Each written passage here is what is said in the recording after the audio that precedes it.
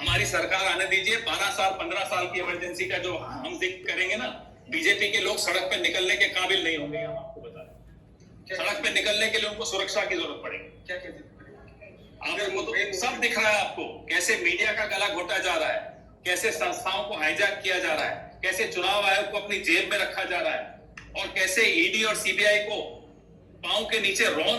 కాంగ్రెస్ అధికారంలోకి వస్తే బీజేపీ వాళ్ళు ముసుగేసుకొని తిరగాలంట, సెక్యూరిటీ లేకుండా బయటికి రాలేరంట. అంటే కాంగ్రెస్ అధికారంలోకి వస్తే బీజేపీ నాయకుల్ని ఆ విధంగా వెంటాడి వేటాడి చంపుతారు. నిజం చెప్పాలంటే ఆయన చెప్పింది వాస్తవమే. ఒకవేళ బీజేపీ నాయకులేమో నాకు తెలియదు కానీ కాంగ్రెస్ కనుక ఒకవేళ కేంద్రంలో అధికారంలోకి వస్తే హిందువులు కూడా ఇదే పరిస్థితి. నువ్వు బొట్టు పెట్టుకొని తిరిగితే ఒట్టు. ఒకవేళ కాంగ్రెస్ అధికారంలోకి వస్తే ఒకవేళ మనం బొట్టు పెట్టుకొని తిరిగినా లేదా హిందువులు మనకొని చెప్పి తిరిగినా వాయించేస్తారు. అలాంటి పరిస్థితులు ఉన్నాయి.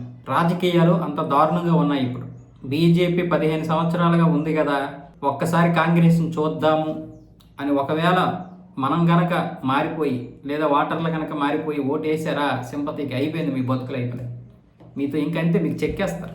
అందులో ఎటువంటి సందేహము లేదు. ప్రశాంతత అనేది ఉండదు. ఇంత దినిగా మాట్లాడుతున్నారంటే పరిస్థితులు అలా ఉంటాయి. వీళ్ళు అవినీతి చేసినా సిబిఐ వెళ్ళకూడదు, ఈడీ వీళ్ళ దగ్గరికి రాకూడదు. అలా చేస్తే బీజేపీ కావాలని చేస్తున్నట్లు. వీళ్ళ మొత్తం హయాంలో ఒక ఈడీకి పని లేదు, సిబిఐకి పని లేదు. ఈరోజు సిబిఐ, ఈడీ, మిగతా దర్యాప్తు సంస్థలన్నీ కూడా చెక్క పరిగెడుతున్నాయి కాబట్టి ఒక్కొక్కడికే, సొంత పార్టీ వాళ్ళకైనా ప్రతిపక్షం వాళ్ళకైనా కారిపోతుంది. అవినీతి చేయాలంటే భయం పుడుతుంది. మరి వాళ్ళ హయాంలో అలా లేదు కదా, అందుకు పవన్ ఖేరాకి మండిందన్నమాట. కాంగ్రెస్ ఎంపీ ఢిల్లీ ఎలా మాట్లాడుతున్నాడో చూశారుగా. కాబట్టి ఎట్టి పరిస్థితుల్లోనూ కాంగ్రెస్ని రానివ్వకూడదు. అయితే మనకి రాహుల్ గాంధీ గారు ఉన్నారు కాబట్టి కొంతవరకు భయం లేదు.